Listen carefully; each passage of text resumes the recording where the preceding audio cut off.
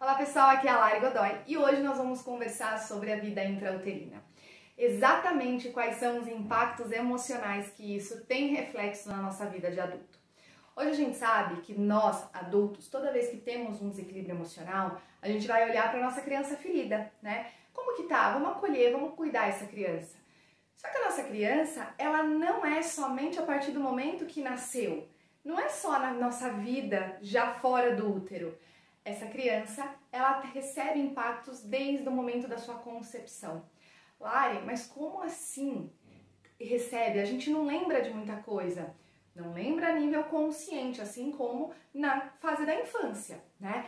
Porém, lá que começa todos os nossos primeiros impactos emocionais. Já vou explicar para vocês quais são as fases da gestação que isso vai interferindo, tá bom? Lá na fase intraútero, a gente pode até dizer que é um reflexo da nossa fase adulta, tá? Tudo que acontece aqui chega na nossa fase adulta, nós temos algum impacto, alguma relação disso também. A forma como nós encaramos o mundo diz muito sobre a forma como nós vivenciamos a gestação dentro da barriga da nossa mãe. Meio doido isso, né? Mas vamos lá. Primeiro, quando o bebê ele é concebido, a forma qual ele é concebida diz muito sobre os campos sistêmicos que estão se unindo ali. É aquele momento onde houve o sim do pai e da mãe para aquela vida poder vir. A partir do momento que houve a concepção, eles disseram o sim à vida para que essa criança pudesse ser gestada. Tudo aquilo que a mãe passa a sentir, o pai passa a sentir, o que vai acontecendo nessa vida, na fase da gestação, vai ter impacto com a forma com que o bebê recebe o registro sobre como é o mundo fora do útero. Lara, tá muito confuso isso, tá muito doido isso, vamos entender. A gestação ela é dividida por 3 trimestres. A gente tem o primeiro trimestre, que é ali onde acontece toda a formação dos nossos órgãos. Então, por que a gente fala que o primeiro trimestre ele é um trimestre de risco? Inclusive, muitas gestantes acabam optando em não contar, não anunciar a gravidez até passar por essa etapa. Na verdade, é somente por conta da questão da formação dos órgãos. Então, tá num processo desde o seu desenvolvimento do seu sistema nervoso, da sua coluna vertebral, do seu coração, do seu pulmão, dos seus rins. Durante essas 12 primeiras semanas são as semanas que esses órgãos estão sendo desenvolvidos. Se ao longo dessa semana acontece algum impacto emocional para a mãe, vamos imaginar que na semana que está sendo desenvolvido o rim, aquela mãe, ela sofre uma perda na família, tá? E ela passa por um processo de luto. Tudo aquilo que ela está sentindo, o rim naquela semana vai ter dificuldade no seu desenvolvimento. Muito provavelmente, talvez, o órgão de somatização dessa criança, a forma com que essa criança vai lidar com as suas emoções tem a ver com o funcionamento do rim. Né? Por exemplo, eu sou uma pessoa que há um tempo atrás eu tinha muita cólica renal, né? Então estava sempre ali com dificuldade nessa questão de filtrar, né? E provavelmente na fase do meu desenvolvimento intrauterino do órgão do rim, aconteceu alguma coisa que a gente não consegue descobrir, não consegue saber o que foi, a menos que passa por uma regressão intraútero, a menos que passa por um processo de renascimento, né? E que todas as vezes que acontece uma determinada emoção na minha vida emocional, o meu rim ele entra em estado de alerta, né? Então eu preciso ressignificar isso, aprender a lidar com aquela parte emocional para poder aliviar também essa produção, essa operação do meu rim, né? O funcionamento dele, tá? Então o primeiro trimestre de gestação, ele é pautado totalmente no desenvolvimento dos órgãos. Qualquer coisa pode impactar na formação desse órgão. Então, se a mãe sofre uma queda muito brusca, às vezes esse órgão ele sofre uma interrupção, né? Um corte no seu desenvolvimento e que compromete o desenvolvimento fetal e aí pode acontecer um aborto espontâneo. Então, isso é sempre olhando para a questão emocional, tá, gente? Então, essa fase emocional, William Emerson traz muito pra gente da psicologia perinatal, tá bom? Então, eu tô trazendo muito dessa referência que é sobre ele, tá?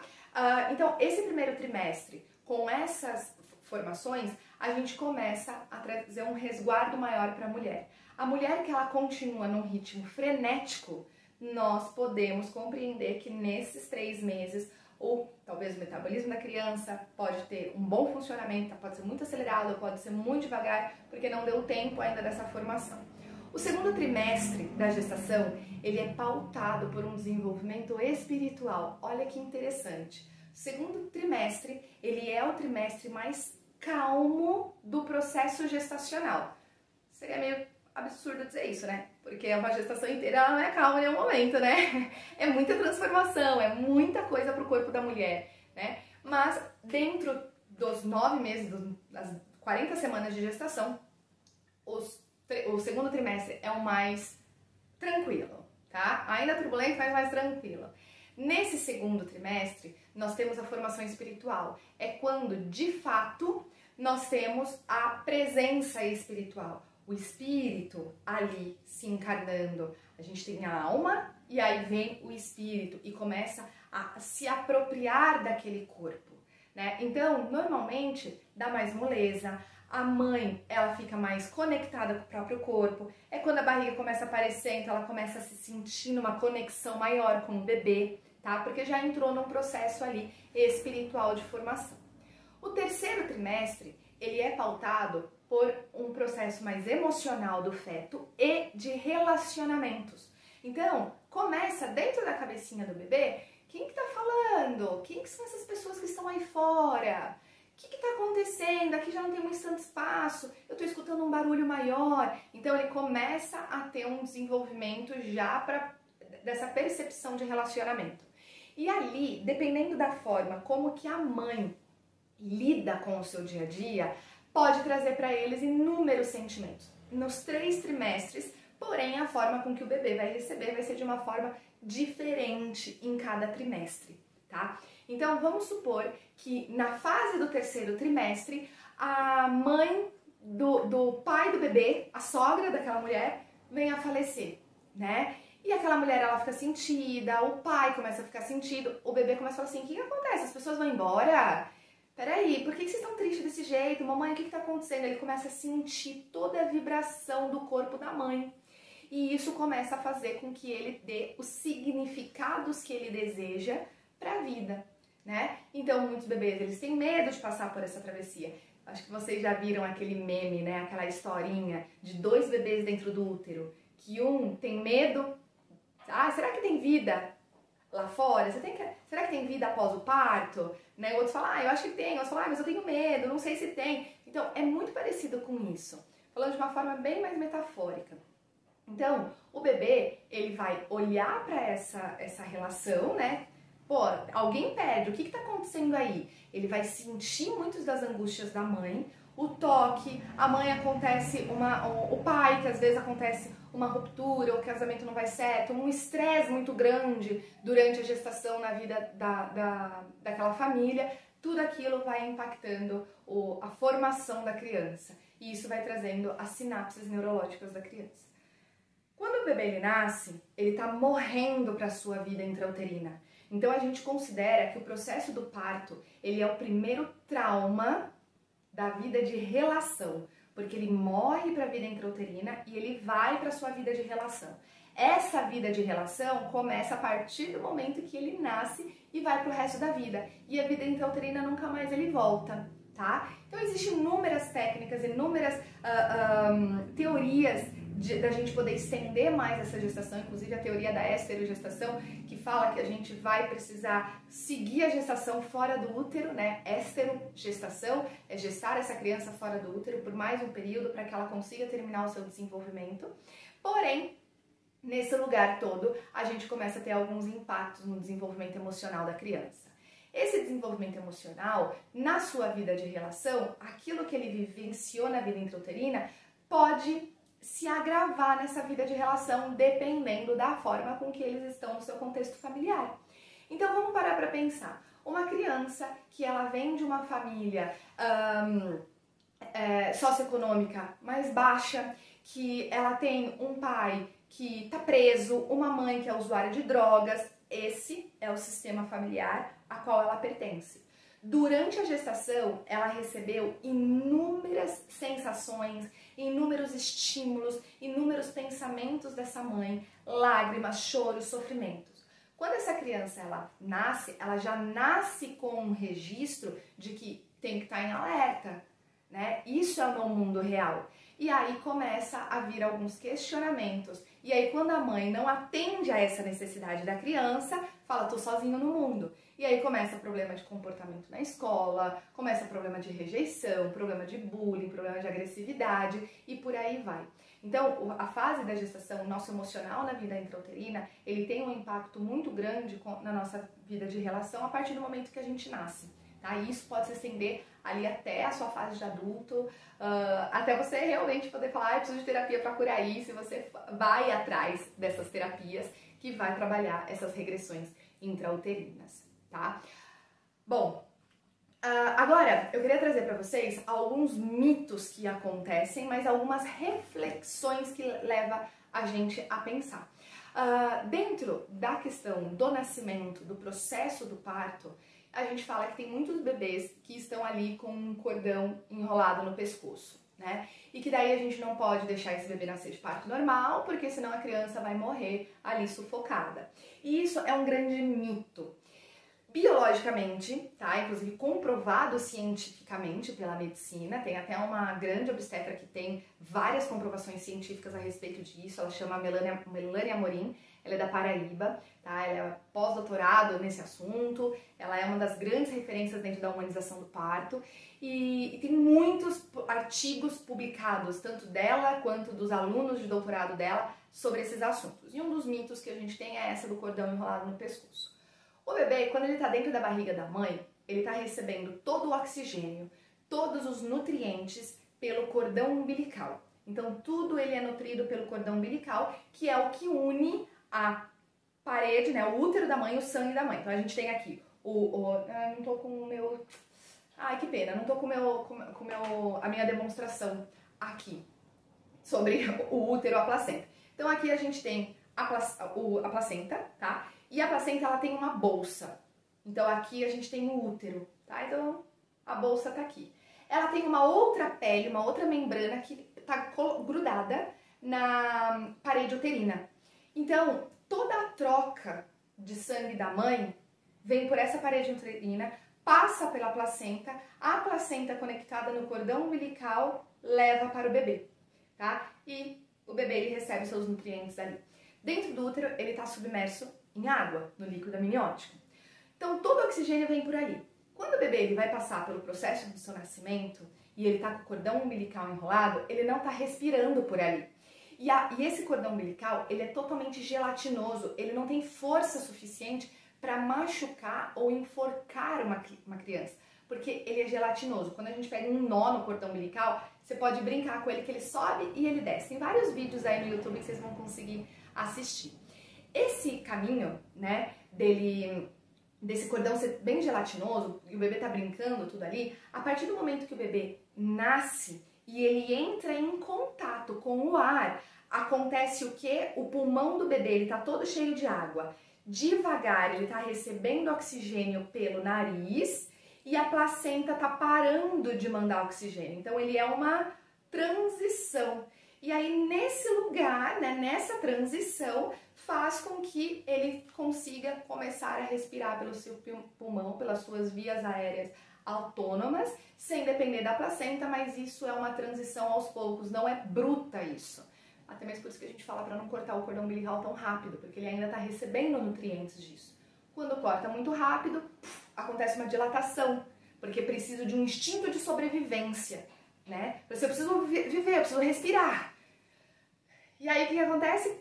Corta o cordão umbilical, ele dá essa expansão, dá uma superdilatação diafragma, pulmão, e esse bebê se cansa e é onde normalmente começa vários problemas de respiração, asma, bronquite e por aí vai, porque foi uma necessidade de sobrevivência. Quando a gente não corta o cordão, o bebê, a placenta ela vai deixando de mandar oxigênio, porque quando o bebê ele começa a nascer, ela começa a descolar da parede do útero até que essa placenta nasce. E ela já não está mais sendo nutrida, mas dentro dela ainda tem nutrientes para o bebê e que é passado pelo cordão umbilical. Por que eu estou dizendo isso? se a gente quer falar da parte emocional. Ok, qual é o impacto emocional que uma criança que tá ali com um cordão enrolado no pescoço, com uma dilatação rápida no pulmão, ele pode ter sobre a vida ao longo da sua vida de relação? Quais são os primeiros pensamentos, as primeiras crenças na sua vida de relação que o bebê ele tem sobre a vida? Então, aquele bebê que ele tá aqui, vamos falar agora a nível sistêmico, que ele tá com cordão umbilical, o que será que ele está carregando, mostrando: eu não quero nascer, eu quero morrer, eu não quero ir para a vida, eu quero morrer, eu estou com medo de ir para a vida. Então a gente pode olhar para toda essa situação com um olhar de ressignificar, como uma missão dessa criança para ela poder dar sequência aí na sua vida de relação. É só um exemplo, existem inúmeros. Para cada situação que acontece na vida intrauterina, existe uma análise a ser feita no campo sistêmico dessa criança, tá? Então, quando a gente olha para essa relação da gestação da criança, como que ela foi concebida? Em que momento? O que estava acontecendo? Um exemplo, ali a guerra da Rússia e da Ucrânia. Vocês viram a notícia que um monte de mulheres foram abrigadas num hospital subterrâneo, numa sala, não é nem hospital, né? Num espaço subterrâneo, para terem os seus nenéns ali, protegidas da guerra. Essa criança que está nascendo nesse contexto, quais são os imprints emocionais que ela está recebendo? Então, quando a gente ressignifica muitas questões da nossa vida intrauterina, a gente tem força para poder lidar na nossa vida de adulto, na nossa vida de relação. Entende? Então, assim, obviamente, aqui eu tô dando uma pincelada sobre tudo, para vocês compreenderem que existe explicações, tá? E que vale a pena muitas dessas investigações. Então, toda vez que acontece algo, Lari, vou falar um pouquinho de mim. Toda vez que me desperta na minha vida de relação adulta um sentimento de rejeição, está conectada diretamente para dentro da barriga da minha mãe, quando a minha mãe contou para a minha irmã que ela teria um irmão, que minha mãe ia vir um irmãozinho para ela. E a minha irmã disse: eu não quero um irmãozinho. E o imprint de rejeição foi lhe dado ali, né? Quando começo a receber essa sensação do tipo: como assim a pessoa não me quer? O bebê, a alma, o espírito dessa criança, ele já tem a sabedoria. Talvez ele não vai saber expressar, mas é esse o primeiro imprint que acontece aí. Se tudo que acontece dentro da vida intrauterina é um lugar de perigo para a criança, ela vai viver em estado de alerta o tempo todo, precisando se defender, o tempo todo. Se é um ambiente de tranquilidade, de proteção, de acolhimento, essa criança ela vai vir mais segura para a vida. É possível uma gestante garantir que esse bebê ele vai ser super seguro porque ele está sendo amado na gestação? Não, porque o desenvolvimento dessa criança ela é individual e a forma com que ela recebe as suas sinapses é responsabilidade dela desde o momento da gestação, desde a sua vida intrauterina, tá? Então, por isso que a nossa vida intrauterina ela tem uma relação muito grande com a nossa vida de relação. E aí o meu convite é para todos nós que olhamos para as crianças, seja dentro de uma escola, seja dentro de casa, para um filho, para um sobrinho, para um filho de amigo, não importa, né? Uma creche, num berçário, numa colônia de férias, não importa. Essa criança, toda vez que ela está comunicando alguma coisa através de atitudes que ela não tem noção do que ela está fazendo, porque ela só está reagindo, investiga como que foi essa gravidez. E aí, o que aconteceu ali? Se essa situação você está percebendo que tem alguma coisa que pode ser mais espiritual, o que aconteceu no segundo trimestre de gestação? Se essa questão tem um impacto mais emocional e uma dificuldade mais social de relacionamento, como que foi o terceiro trimestre da sua gestação, mãe? Como que você se sentiu? Nossa, eu me senti muito cansada, não vi a hora de acabar, eu tava de saco cheio das pessoas, todo mundo vinha me perguntar alguma coisa, eu não queria mais falar, não queria mais saber.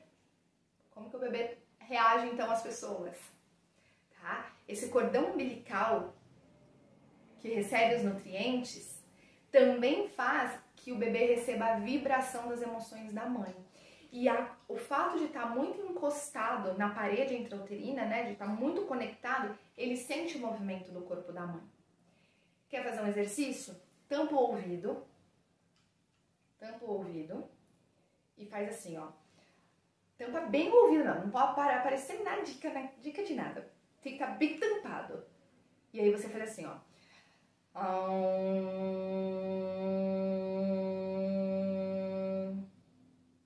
Agora você vai fazer a mesma coisa com a mão aqui, ó. Uma aqui e outra aqui, ó. Não vibra? Você percebeu o som como é quando a gente fecha aqui? Esse som e essa vibração é a forma como o bebê recebe.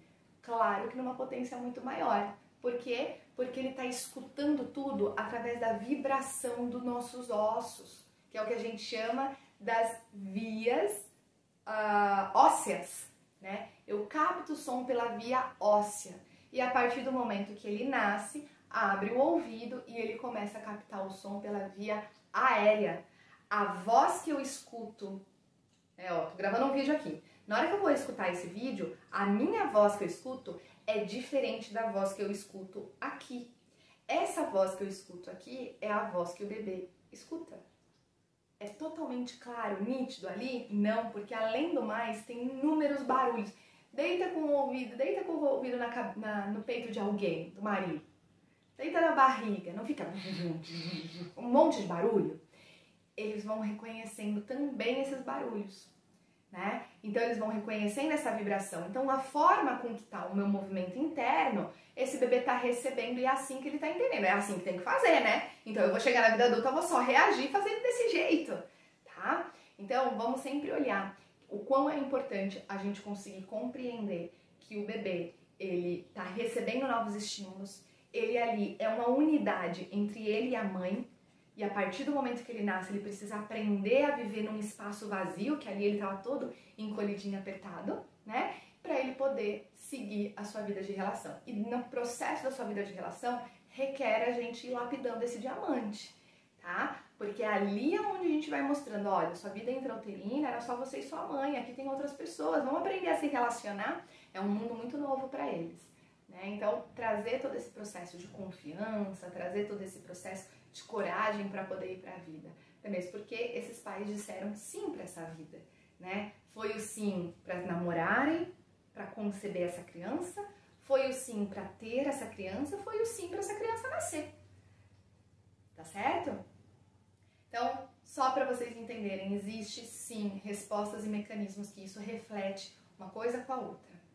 Tá bom? Então, tem muito mais coisas, foram só alguns exemplos aqui para vocês, mas eu espero que isso comece a aguçar um pouco a curiosidade para poder entender mais a fundo sobre esses assuntos. E eu vou deixar para vocês aqui, ó, uma recomendação. Esse livro, Nascer Sorrindo, do Frédéric Leboyer. Esse livro, ele é a coisa mais linda, ele é um diálogo do bebê, tá? Dentro da barriga da mãe. Então, aqui ele fala como é que é esse bebê, né? Como que o